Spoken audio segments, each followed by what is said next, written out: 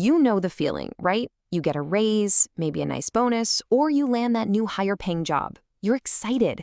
But then you look at your bank account a few months later and just think, where did all that extra money go? It's like it just vanished. Well, today we're going to crack the case of this phantom raise. I mean, this is the core of the mystery, isn't it? You get a, say, 20% bump in pay.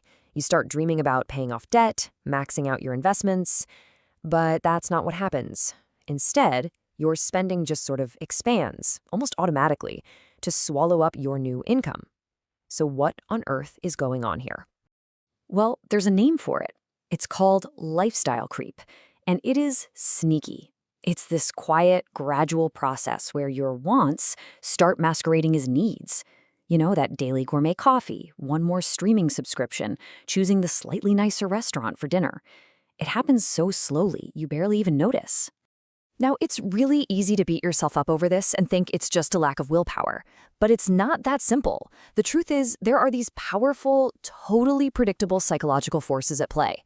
Invisible triggers that are guiding your wallet without you even realizing it. So let's pull back the curtain and see what they are. Okay, first up is a big one. Hedonic adaptation. Just think about the last time you bought a new phone. That first week was amazing, right? But after a month, it's just your phone. That initial thrill, that rush of joy, it fades. And our brains, being what they are, start looking for the next thing to bring that feeling back. We just get used to the good stuff, and then we need even more good stuff just to feel happy. And this isn't just a hunch. We've got the numbers to prove it. Research shows that 71% of people believe a $5,000 windfall would only make them happier for about 6 months. After that, the feeling's gone. That's hedonic adaptation in action. The financial high is always temporary. All right, trigger number 2 is a cognitive bias called anchoring. This is where we get totally trapped by small numbers. We don't really think about the total cost of our spending. Instead, we anchor on the price of one little thing. We tell ourselves, oh, it's just $5 for this coffee, or it's just $10 for this lunch. We make the decision based on that small, harmless-sounding number, completely ignoring the $100 total that's waiting for us at the end of the week. And all those little, it's just a few bucks moments, yeah, they add up.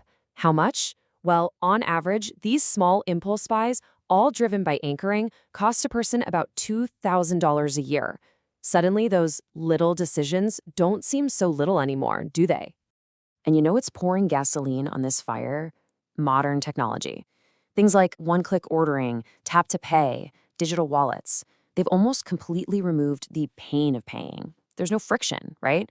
There's no moment where you have to count out cash and think twice. This convenience makes it easier than ever for lifestyle creep to sneak right past our defenses.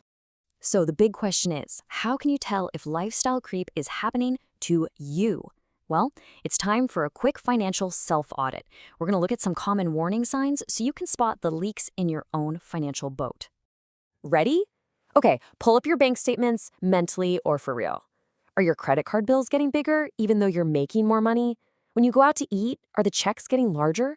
Do you suddenly have like 4 streaming services when one used to be enough? And here's the real kicker.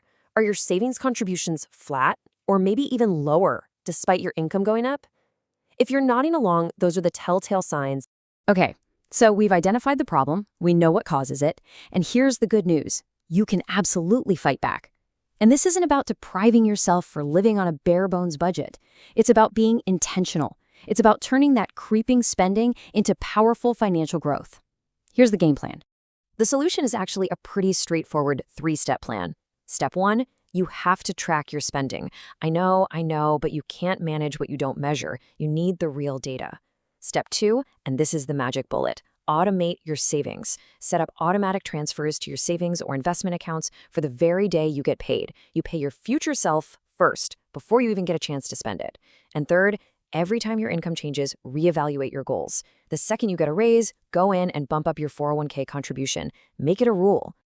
And really, this quote just nails it. The goal isn't to stop your spending from ever going up. It's about making sure that as your fun, discretionary spending increases, your savings rate is going up right alongside it, or maybe even a little bit faster. Let's make this really tangible. So the average work bonus recently was about $2,500. If you spent it, poof, it's gone. But what if you invested that single bonus? If you just let it sit for 10 years with an assumed 8% return, it could grow to over $5,400. That's the incredible power of redirecting just a little bit of that lifestyle creep into actual growth. And hey, if you want to supercharge this whole strategy, use your tax-advantaged accounts. Funneling that extra cash from a raise into a health savings account or your 401k doesn't just build wealth for the future. It can actually lower your taxable income right now. It is a massive win-win. Ultimately, beating lifestyle creep really just comes down to a fundamental shift in how you think. It's moving away from that default mindset of more income means more spending to a much more powerful one. More income means more freedom. It's finally understanding that those small purchases absolutely matter. And it's adopting the idea that every single dollar you earn needs a specific job, whether that job is for spending, saving, or investing. So the next time a raise or a bonus comes your way, you have a choice. Is that extra income going to just disappear into a bunch of small, forgettable upgrades? Or are you going to intentionally point it toward building the future that you actually want? The choice is yours, and now you have the playbook to make it happen.